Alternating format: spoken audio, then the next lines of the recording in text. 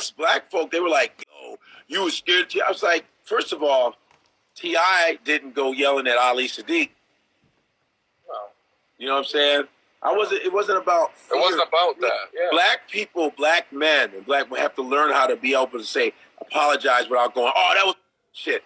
What the fuck you mean? Right. I apologized to him because I was like, I'm sorry you misinterpreted that, because he was like feeling a sort of way because he has respect for me as a comedian. And he was like, man, that kind of, not hurt him, but like, yo, I really looked at you like, you know what I'm saying? That's like if I was a rapper and T.I. was like, man, you garbage. I'd be like, fuck, man. And so I looked at it from his point of view also, which we have to learn empathy. I looked at it from his point of view. But I'm still saying that it's still, there's protocol in comedy. And he's going to know that it just happened. That's the way it is. But I said, the fact that you're a superstar, you're going to be able to cut the line. That's just what it is. It is what it is. Right. You know what I mean? He stated that too. It's not like it's coming out of your mouth too, you know? So, yeah. So T.I.'s created an image for himself where he's, I guess some will say he earned the right to get these particular advantages over, people, you know what I mean? Or whatever the case may be. That's not even the question here. The question is like two grown men that I guess initially they had a dispute about something and they talked it out. And that's what ultimately where we should get to in any place. You know what I'm saying? Oh, you can't turn off comments, can you? I can turn. Yeah, I can. Yeah, you should. Yeah, that'd be dope. Yeah. Let me see. I don't know you do this shit. Oh, okay. Turn off. Here it is. I got you. Okay, cool. Yeah, so, yeah, man. So,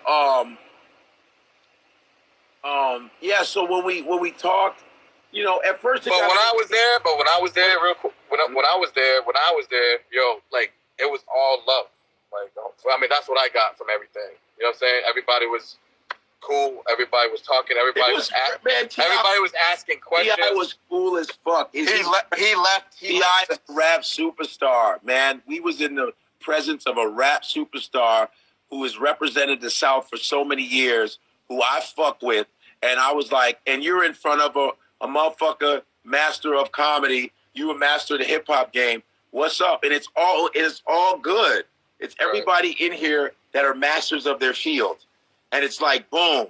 And I was like, let's get a picture. I was like, yo, T.I., yo. But I still was like, at the beginning when I first got off, I'm like bewildered, like, wait, he's doing comedy? It was just like, I just got off stage. And imagine the host telling you, hey, I'm not going to stop the show. The show's not open because somebody wants to come up. I said, who? T.I. I think it was not so much that. But I think a lot of people kind of took a different way when you were like, didn't understand the reasoning why you don't watch comedians. You know what I'm saying? Yeah. First of all, I don't like really watching comedy shows in general because I do it. It's like working at McDonald's and wanting to eat the food. It's like I do it already. It's like when my mother would make food for us, she wouldn't want to eat. She didn't feel like eating because she was cooking it all the time. She's like, I don't want to. I was like, it wasn't about putting him down. And here's the problem with us is that anytime we say a little bit, like we critique each other, people always go to, you're hating. And it's not that. It's not about hating, man. It's not. It's just about, like when T.K. Kirkland, when I first started doing comedy, T.K. Kirkland, he said, in Chicago, I opened up for T.K. Kirkland. I would open up for T.K. And T.K. would say, how long you been doing comedy? Like, I'd be like, oh, man, I'm on my... He knew me when I was in my second year of comedy. He goes, I said, I've been doing comedy for like 2 years. He goes, okay, now you're not a comedian, right? You're a comedian about 7 to 10 years. This is not putting you down, homie. You're just an aspiring comedian, but you are not a comedian.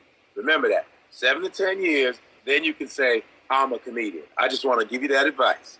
Right. E to the motherfucking cat. You are not a comedian. See, a lot of motherfuckers think they're a comedian just because they're not on the motherfucking stage. No, that's not how it goes. 7 to 10 years. And he said that to me, but I didn't take it as a put down. He was just being real. And then when I was in my process, I go, man, TK was right. Because I didn't have no chops. I was funny, But then once I got to 8, 9 years, I go, wow, what a difference. Right. Now I actually feel like a comedian. I can do 45 minutes. I can do an hour, and I got it, you know. And so, and even in the when I auditioned for Montreal back in the day, and they used to have Aspen Comedy Festival, and they would say, "Oh, you're not ready. You're not ready." I'd be like, "The fuck you mean I'm not ready?" And then I was like, "Damn, they were right." Like, they were right. I didn't have anything to say. I was just funny, but I didn't have an angle. I didn't have like a story. But once people started seeing me do stuff about my dad, when it was tight shit, they were like, "Now you ready?" Then I got into all the festivals, and I totally understood that. So I get why T.I. was a little upset because I wasn't the only one coming at him. I didn't even come at him. There were other comedians dogging him, like, "Oh man, there were cats saying," and so he took it out on me a little bit, which I understood because he was like, "Yo, man, all y'all motherfuckers shut the fuck up. You guys think I'm playing a game." So I understood why he went off on me, but I didn't even trip on that because we ended up with a good conversation because T.I. at the end said, "Hey, I just want all of us to like uplift each other. We're all black men. We shouldn't be fighting each other, man. I want to be able to be in the game to help you all, to help all of y'all. Shit, fuck that." And it was a good conversation. It was, people wanted to be negative and all that bullshit. And I was like, and then I even thanked T.I. I said, "T.I., thank you for upping my numbers." He goes like this. He goes like this. "It's my pleasure. My pleasure, man. That's what I'm here for." He's like, "See, we have to understand." And I told him, I said, "You mind if I imitate you?" I said, "You don't," because we had another conversation last night. And I said, "Yo, do you mind if I imitate you?" He goes, "See, LeVar Walker's always imitating me, man." LeVar Walker, yeah. But he said, "But see, you had an experience with me, so it would make sense that you can go on stage and talk about me because it's true." Yo, he be thinking shit differently, man. I'm telling you. And he said he wants to get into more physical comedy too. He wants to be able to I want to be able to do physical shit. And I said, "T.I., really? T.I., but you be thinking you too cool though. How you you too mean." I said, "You're too mean to be silly." He goes, "Why does everybody think I'm mean?" I go, well, we can go, which album do you want to talk about, bro? Even on T.I.'s album cover, he's like this. Yeah, he's mad.